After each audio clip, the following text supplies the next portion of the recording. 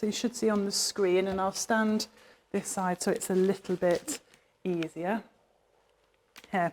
And what we're going to do is just go transverse over Rachel's scar here. Now, I'll just start by saying this is in centimetres, so 1 centimetre, 2 centimetres, 3 centimetres. So you can see actually how, we're not going through very deep.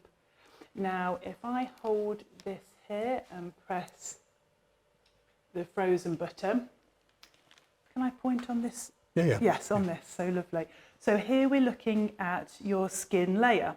So you've got your dermis, your epidermis and your hypodermis. So we always call it the sandwich of skin, just in this layer here. You can see it's only about 1 mil thick.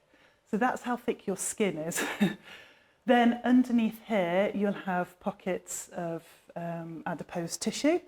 You'll also have your fascial connections running through, not only with your adipose tissue, but also starting to go through into your muscular structure under here. And we can probably, with Rachel, if I press a bit harder, we might even see your bowels moving as well underneath there. Please don't move your bowels on the table here, Rachel. I'll try not to. We'll keep them in a nice position, don't worry. But you might be able to see, as we come forward to the rectus abdominis as well, you might be able to see the rectus underneath, and I can go down your rectus abdominis to have a look at that as well.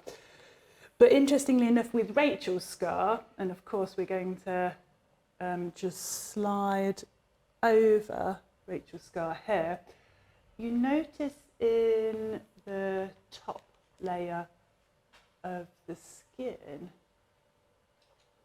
here, you've got like a little gap, like a little hole in the tissue healing. And I want to say it's right in the bit that dips into your scar. So when you stand up, you have a little dip that goes in. So it just shows that there is almost like a little pocket that potentially hasn't fully closed.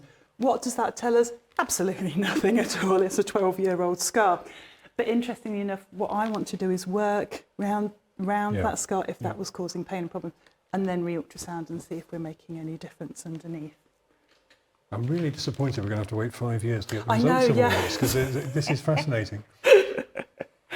Now, with Rachel's scar, as I'm sliding it along, you can't see any changes within the skin above, but you notice just here, there's almost like a black line that goes through. Now, that's really interesting, because I know now I've moved it, but you can see almost this line that goes through here. What we're seeing under scars is that they're not healing when you've had lots of trauma in terms of either infection, reopening, lengthening the scar, blood loss, that delaying in healing multiple years after the original incision. So basically there's a discontinuity in the tissues there that's going 3 centimetres deep. Yes, absolutely. Yeah. Now, of course, if I change the parameters, which I'm not going to do because I've set them for my study, but I'm not going to. But if I went deeper, it'd be interesting to see, actually, does this go all the way through to Rachel's bowels? Does it impact her? Now, Rachel's not telling me that obviously the scar is affecting her at all.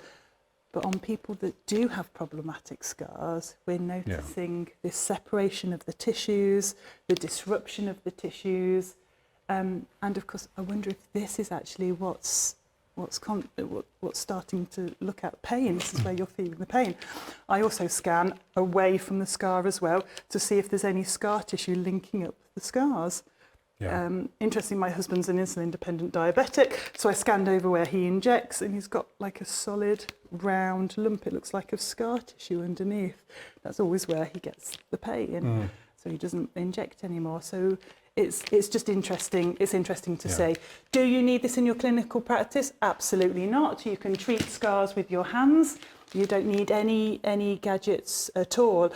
However, I do believe the medical devices that we use do improve scar healing and recovery. And of course, for my PhD, it's imperative I'm having a good outcome measure, an objective marker. Yeah.